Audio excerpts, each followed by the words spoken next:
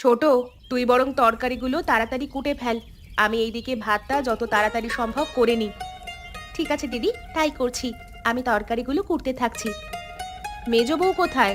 ওকে এখনো ঘুম থেকে ওঠেনি? জানি না দিদি, কে কি করছে তার দিকে অত খোঁজ খবর রাখি না। আমাকে সংসারের কাজ করতে হবে, তাই আমি করছি। তা তো বটেই, বড় বউ হবার খাতিরে আমাকে তো এসব দিকে খোঁজ রাখতেই হবে।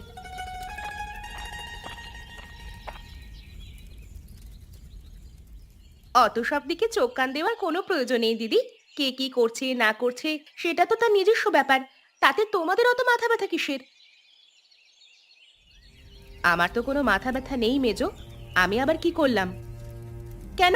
তুমি যে এইমাত্র জিজ্ঞেস করলে মেজো বউ উঠেছে নাকি ঘুমাচ্ছে, সেই কথা জিজ্ঞাসা করবার অধিকার তোমাকে কে দিল? তুই তার মানে বাইরে দাঁড়িয়ে আমাদের কথা শুনছিলিস, তবুও রান্নাঘরে আসিসনি? গরমের মধ্যে এখানে এসে কি করব? এই তিন পরিবারের একটাই তো চুলা, সেখানে দুজন মিলে রান্না করলেই অনেক। আমার আবার কিসের প্রয়োজন? তুই এ কি বলছিস মেজো? আমাদের আবার তিন পরিবার কোথায়? আমাদের তো একটাই পরিবার, আর তার একটাই চুলা।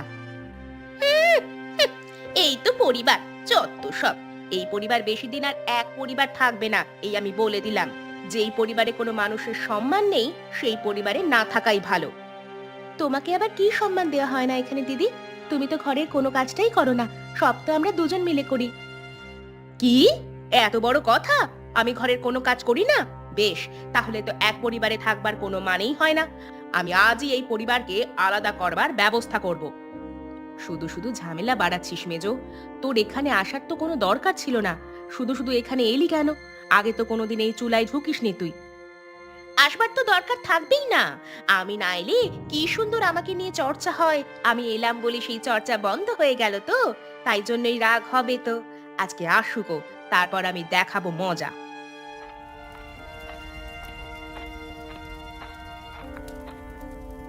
এবার কি হবে বলতো ছোট? যা হবার তা দেখা যাবে। তুমি এত ভয় পেও না তো দিদি। ও সব সময় চালাকি করবে আর ওকে ছেড়ে দেব, সেটা তো হয় না।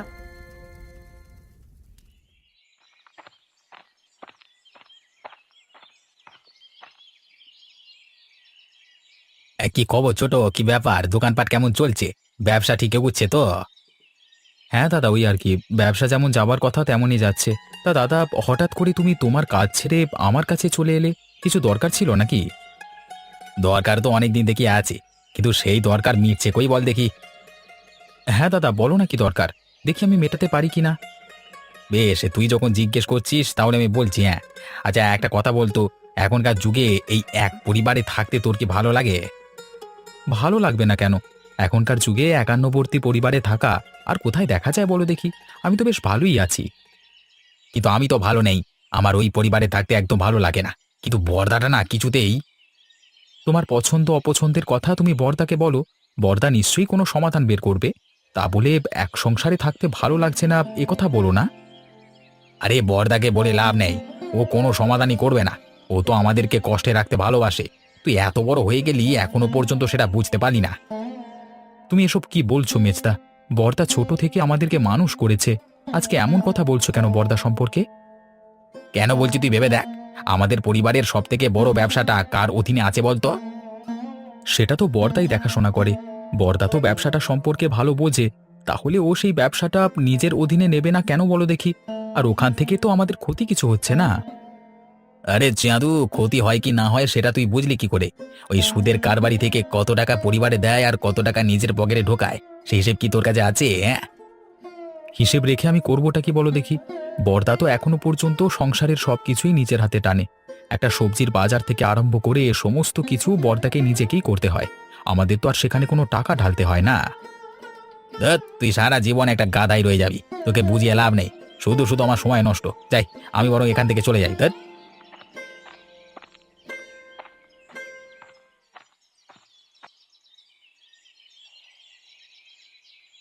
কি হয়েছে বাবু বলুন তো আপনার?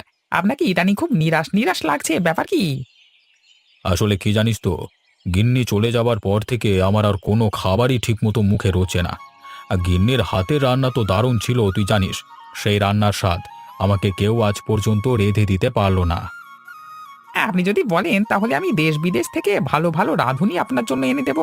আপনি শুধু আমাকে অনুমতিটা দিন, দেখবেন তাদের হাতের রান্না আপনার মন ভরিয়ে দেবে। না রে নগেন, না। দেশ বিদেশের ভালো রাঁধুনি আনতে গেলে অনেক টাকা খরচ করতে হবে। আমার ইচ্ছে পূরণের জন্য অত টাকা খরচ করতে আমি রাজি নই। সেই টাকা যদি আমি গ্রামের উন্নয়ন প্রকল্পে খরচ করতে পারি, তাহলে সকলেই খুব ভালো থাকবে।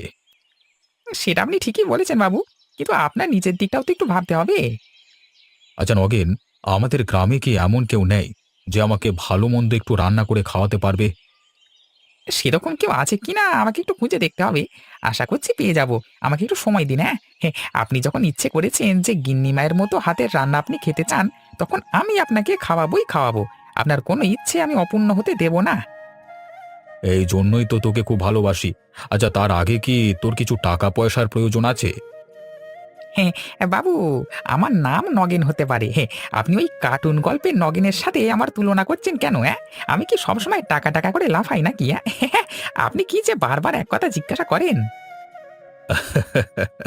ঠিক আছে, ঠিক আছে, আর জিজ্ঞাসা করব না। কি গো রেশমা, তোমাকে আজকে আবার উদাস বলে মনে হচ্ছে। তোমার দুই যা নিশ্চয়ই তোমার সঙ্গে ঝগড়া করেছে আবার। সে আর বলতে, সারা দিন তো আমাকে কথা শুনিয়ে মারছে। তোমাকে তো আমি কবেই বলেছি ওই পরিবার থেকে আলাদা হয়ে যেতে, তারপর নিজের স্বামীকে নিয়ে আলাদা পরিবারে নিজের মতো করে থাকতে। কিন্তু তুমি কি সে কথা শুনেছো আমার? আমি সেই কথা যখনই বলতে যাই তখনই বড় আর ছোট বউ এক হয়ে যায়, তারপর আমাকে কথা শোনাতে শুরু করে। তুমি তোমার স্বামীকে বলতে পারো না? তোমার স্বামীকে বললে নিশ্চয়ই কোনো একটা উপায় বের হবে। স্বামীকে তো বলি, ওদিকে স্বামীও বলে যে বড়দা নাকি আমাদের বাড়ির বড়, ব্যবসাটা নিয়ে সেখান থেকে টাকা পয়সা হাতিয়ে নিচ্ছে। ও মা, সে কি কথা! তোমরা এক পরিবারে থাকো আর তোমাদেরকে এড়িয়ে তোমার বড়দা এসব কাণ্ড করে বেড়াচ্ছে? বাবা রে বাবা, আমি হলে তো ওই পরিবার থেকে এক্ষুনি বেরিয়ে চলে আসতাম। সবকিছু ছেড়ে দিয়ে তো আর বেরিয়ে আসতে পারি না। গোটা পরিবার ভাগাভাগি করে আমার ভাগের সম্পত্তি আমি বুঝে নিয়ে তারপর বেরিয়ে আসবো। হ্যাঁ হ্যাঁ, সেটা তুমি ঠিকই বলেছো, কিন্তু এই সম্পত্তি ভাগাভাগিতে তো অনেক ঝগড়াঝাটি হবে। সেসব তুমি একা সহ্য করতে পারবে তো? ঝগড়াঝাটি তো আর বারবার হবে না, হবে একবার। যা হবে আমি সহ্য করে নেব। হ্যাঁ, ঠিকই বলেছো। এই সব লোকের দিকে একবার কিছু না বললে হবে না, সব সময় পেয়ে বসবে। কিছু না বলে বলে তো পেয়ে বসেছে, এবার একবার মুখোমুখি না হলে হবে না। ওই দুই বউ পরিবারটাকে নিজের বাপের সম্পত্তি বলে মনে করেছে, সেই সব তো চলবে না। আজকে রাত্রেই একটা হেস্তনেস্ত করতে হবে।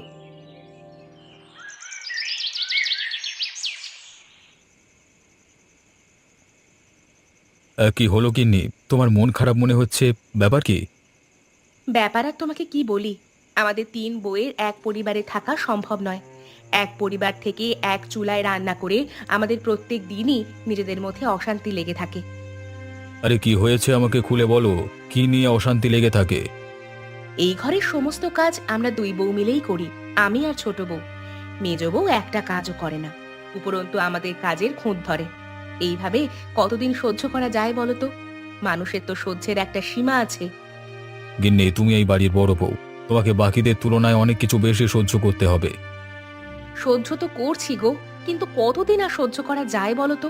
মেজ বউ যদি নিজেকে পরিবর্তন না করে এবং সারা জীবন যদি এভাবেই চলতে থাকে, তাহলে তো আর পরিবারে ভালোভাবে থাকা যায় না। আমরা যদি কিছু কথা শোনাতে যাই তাহলে হিতে বিপরীত হবে। আমাদের কথা শোনানো যাবে না, তাই চুপচাপ সহ্য করে যাওয়া আমাদের কাজ। সময় হতে দাও, ওরা নিশ্চয়ই নিজেদের ভুল বুঝতে পারবে। মেজ বৌদি সব সময় আমাদের দেখলেই ওরকম করে। তুমি এর একটা সমাধান করে দাও, এভাবে তো চলতে পারে না। কথাটা তুমি ভুল বলনি। আমি দেখি প্রায় আমার দোকানে মেজদা এসে বর্দার নামে কটু কথা বলে, কান ভাঙানোর চেষ্টা করে। তাই নাকি? কি বলে? বলে দাদা নাকি আমাদের বড় ব্যবসাটা থেকে অনেক টাকা চুরি করে নিয়ে নিজের পকেটে ঢোকাচ্ছে। কি মিথ্যে কথা বলে গো! বড়দা আমাদের পরিবারের জন্য কত কি করে, আর সেই বড়দার নামে এত বড় কথা! আমি তো মেজদার কোনো কথাই কানে নিই না। নিজের কোনো কাজ নেই, সারাদিন এসে শুধু আমার কানের কাছে এসব কথা বলে আমার মনটা বিষিয়ে দেওয়ার চেষ্টা করে। আমি অনেক কষ্ট করে নিজেদের সংযত রাখি। তুমি তোমার দোকানে ওকে বসতে দাও কেন? ওরা দুজনেই সমান। মুখের ওপর তো আর চলে যেতে বলতে পারি না। আমি অনেক চেষ্টা করছি ছোটকে নিজেদের দলে টানবার, কিন্তু কিছুতেই তাকে দলে টানতে পারছি না। কিন্তু আমার যে আর এখানে ভালো লাগছে না। তুমি যত তাড়াতাড়ি সম্ভব আমাদের পরিবারটাকে আলাদা করবার ব্যবস্থা করো। আজকে তুমি একটু বেশি রেগে আছো বলে মনে হচ্ছে গিন্নি। সারাদিন ধরে অন্য লোকের কথা শুনতে তো ভালো লাগে না। তিন পরিবারের এক চুলায় আমাকে তো ওরা ঢুকতেই দেয় না। ওরা নিজেরা নিজেদের ইচ্ছে মতো কাজ করে, আর আমি কিছু বলতে গেলেই যত দোষ। না গিন্নি না, এইভাবে আর এক পরিবারে থাকা যায় না। কালকেই আমি দাদার সাথে কথা বলবো। একবার মুখোমুখি কথা বলবার প্রয়োজন আছে, জিনিসটা বড্ড বাড়াবাড়ির পর্যায়ে চলে যাচ্ছে। তোমার পেছনে ওই দুটো বউ মিলে সারাক্ষণ পড়ে আছে, এটা তো হতে পারে না। হ্যাঁ গো, তুমি অন্তত কিছু করো, না হলে তোমার ওই দুই ভাই আমাদেরকে আর বাঁচতে দেবে না।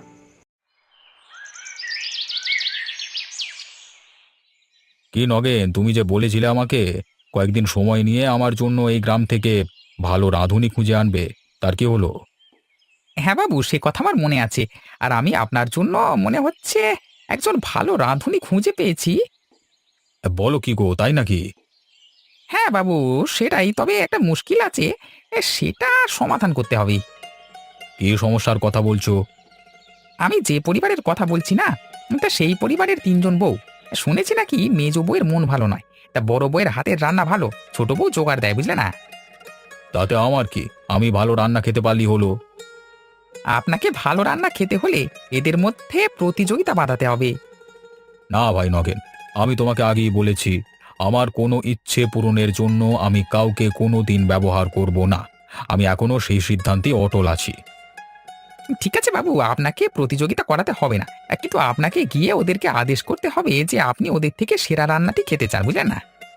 সে ব্যবস্থা আমি করে নেব, তুমি ওসব নিয়ে চিন্তা করো না। আমাকে সেখানে নিয়ে চলো, বাকিটা আমি দেখে নেব। ঠিক আছে বাবু, চলুন। এখন তো সকাল, এই সকালবেলায় তাহলে যাওয়া যাক। হাঁটাও হবে আর আপনার ইচ্ছা পূরণ করাও যাবে। চলো তবে যাওয়া যাক।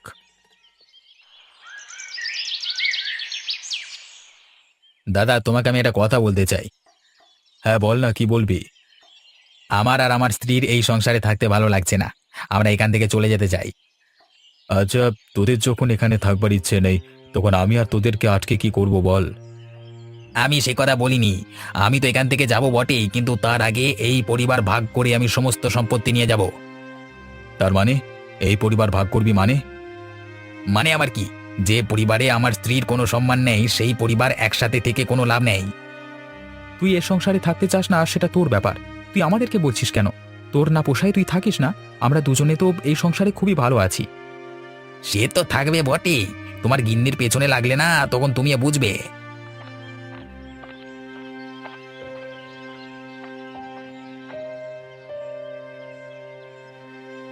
কে কার পিছনে লাগে সেটা আপনি না জেনেই বলে দিচ্ছেন কেন দাদা?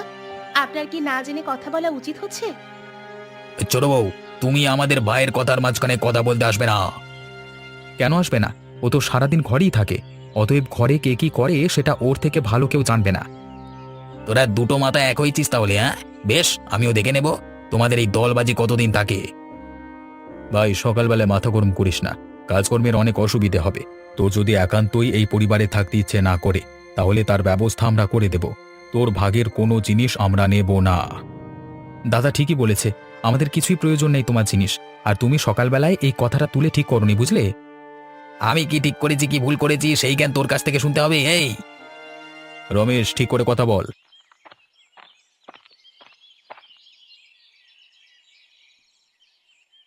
কি ব্যাপার কি, তোমাদের তিন ভাই সকালবেলা এরকম চিৎকার চেঁচামেচি করছো কেন? আরে বাবু, আপনি আপনি আমাদের বাড়িতে এসেছেন, কি সৌভাগ্য আমাদের।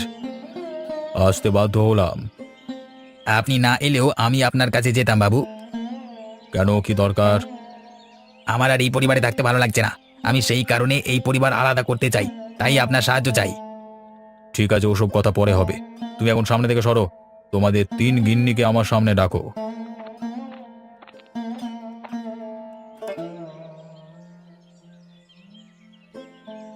শোনো তোমরা, আমার ইদানিং খুব ভালো রান্না খাওয়ার ইচ্ছে হচ্ছে।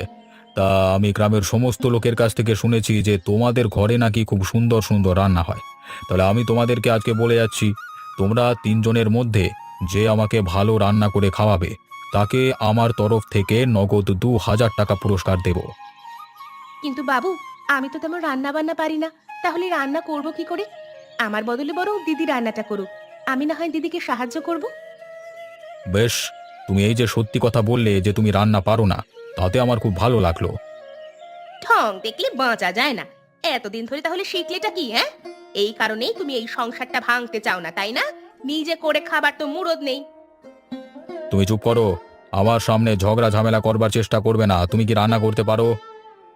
হ্যাঁ, পারবো না কেন? বেশ, তাহলে তোমার আর বড় বউয়ের মধ্যে আমাকে যে ভালো রান্না করে খাওয়াতে পারবে তাকে আমি পুরস্কৃত করব। আর রান্না আমার আজকে দুপুরের মধ্যেই চাই।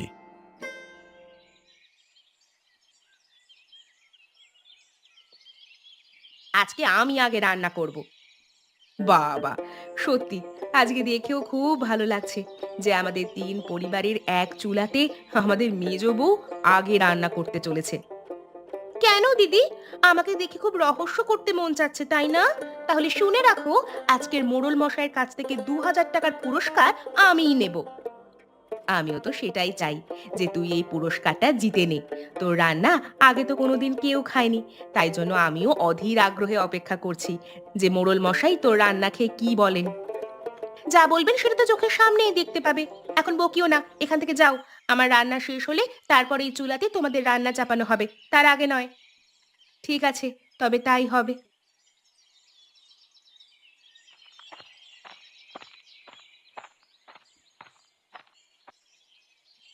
আহা, তোমাদের তৈরি রান্না থেকে খুব সুন্দর ঘ্রাণ বের হচ্ছে। আশা করছি আমার গিন্নির মতো রান্না তোমাদের দুজনের মধ্যে নিশ্চয়ই একজন কেউ করতে পেরেছে। এইবার তোমরা একে একে খাবারগুলো বাবুর সামনে রাখো। বাবু খেয়ে বলবেন কার রান্না কেমন হয়েছে।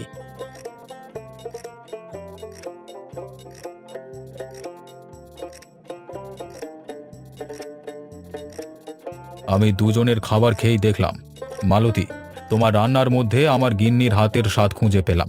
কিন্তু রেশমা, তুমিও যে খুব একটা খারাপ রান্না করেছো সেটা নয়।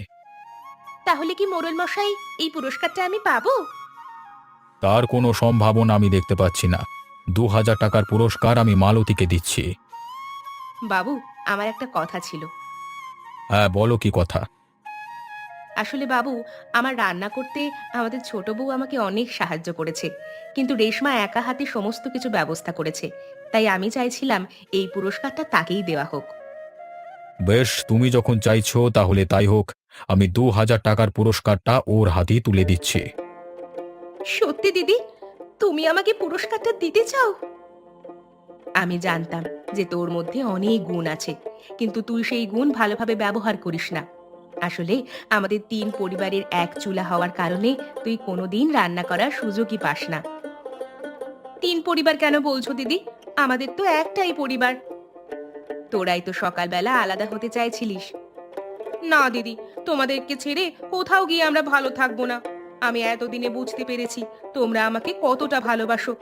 আমি তোমাদের সঙ্গে এতদিন যা খারাপ ব্যবহার করেছি তার জন্য আমি ক্ষমা চাইছি। ক্ষমা চাইতে হবে না রে বোন, তুই যে নিজের ভুলটা বুঝতে পেরেছিস এটাই অনেক। বাহ, তাহলে তো খুব ভালোই হলো। তোমাদের পরিবারের মধ্যে সমস্ত অশান্তি মিটে গেল। হ্যাঁ বাবু, আর এই সব কিছু হয়েছে আপনার জন্য। আপনি না থাকলে এই সুযোগ কোনোদিন আসতো না। আমি আর কি করলাম? ধরে নাও ওপরওয়ালা আমার হাত দিয়ে এই কাজ করিয়েছে।